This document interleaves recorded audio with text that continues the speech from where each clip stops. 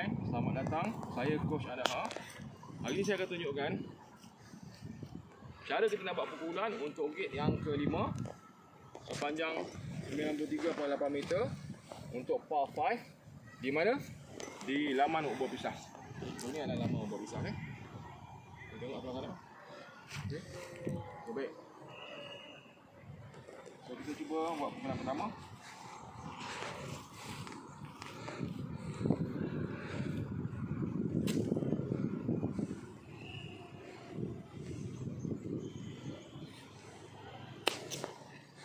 Itulah pukulan pertama.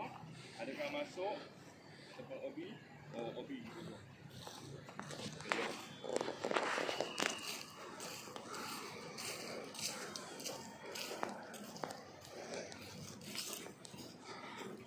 So, jadi kenapa saya buat bola tu pukulan ke tepi ke kanan sikit, sebab di tengah-tengah fairway tadi ada akar. Ada akar pokok yang timbul. Jadi kalau saya buat pukulan tengah, center stroke, bola tu mungkin akan melantun. So, jadi bila saya buat pukulan ke kanan sedikit, so kesannya adalah kemungkinan dia akan OB.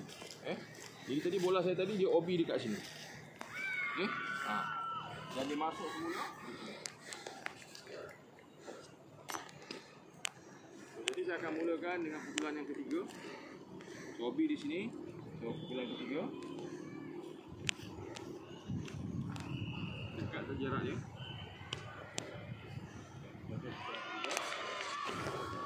Ini adalah pukulan keempat. Okey, itu kita punya gate. Pukulan keempat.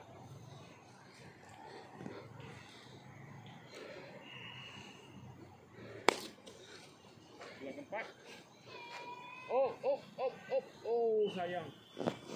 Bola tu dah cantik tapi dia OB tu.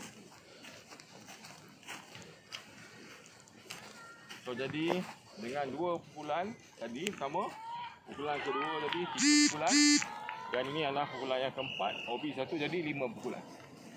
Okay.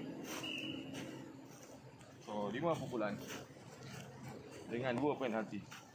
Sorry, 3 pukulan dengan 2 penalti.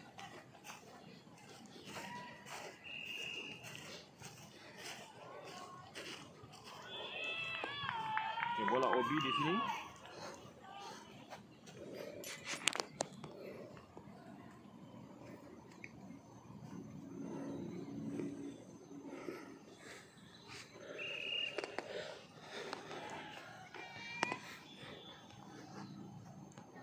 Ini adalah pukulan ke-6.